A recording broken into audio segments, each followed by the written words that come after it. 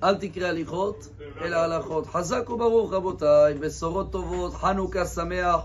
Quatrième bougie aujourd'hui, 28. En hébreu, dans le mois qui se lève, c'est Koach. Vous avez remarqué qu'à partir de la quatrième bougie, ça y est, la majorité de la lumière, elle est déjà éclairée. Encore ce soir, déjà, on va être plus de la lumière. C'est beau parce que l'avocat d'Israël, on l'appelait Rabbi Levi Yitzhak de Bardichov, remonte en arrière de 150 ans, qui disait que chaque jour de Hanouka, il avait une ségoula spéciale. Alors entre le quatrième jour, qui est spécial pour Yishuv Da'at, d'être posé dans la tête, savoir que dans toute l'année qu'elle arrive, même s'il y a des hauts et des bas, et des tensions, et des machins, et des informations, et des situations spéciales, en regardant les bougies pendant la demi-heure, tu vas avoir l'esprit, en tous les cas, tu vas pouvoir maîtriser. Quand il faut être ici, tu es là. Quand il faut être là-bas, tu es là-bas. Et ce soir, cinquième bougie, c'est pour les enfants.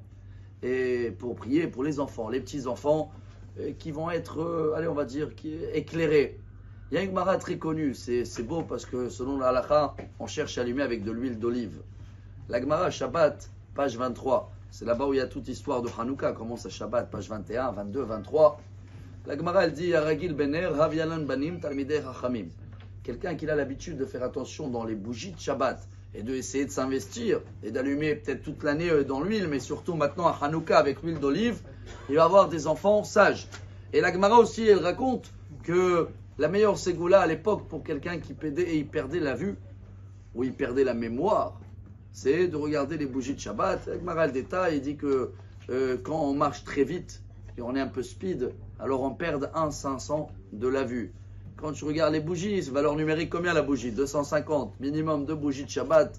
Tu regardes les bougies, tu rattrapes ce que tu as perdu dans la vue. Mais la vue, c'est aussi la mémoire. Vous avez entendu parler tous de cette coutume de ne pas manger beaucoup des olives. Ça remonte jusqu'au Talmud, au Rayot.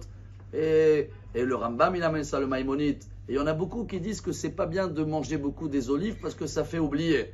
Que là, on vient de parler du contraire, là. L'huile d'olive, apparemment, c'est excellent pour la mémoire. Ça donne des enfants, Talmidei Chachamim, ça veut dire qu'ils sont sages, intelligents dans la Torah.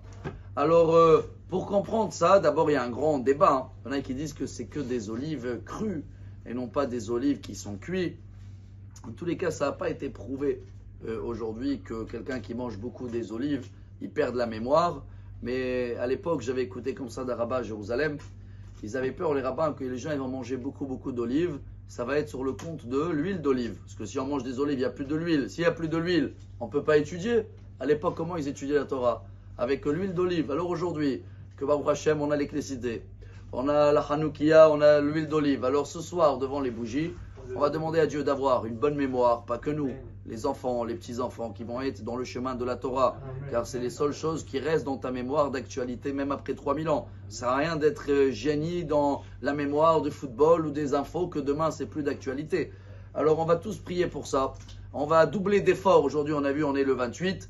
Et comme ça, Bezrat Hashem, c'est le moment aussi de s'engager, hein, de rajouter dans la lumière de la Torah. N'oubliez pas, dès ce soir, la majorité de la Hanoukia, elle est éclairée. Et ça va être aussi une très bonne ségoula de rajouter des lumières dans tous les moments qui sont des fois un petit peu flous et un peu en obscurité. En attendant, si Dieu veut, des grands miracles, une réussite pour les soldats. Hanouka Sameach et Besorot Tovot. Amar Rabbi Elazar.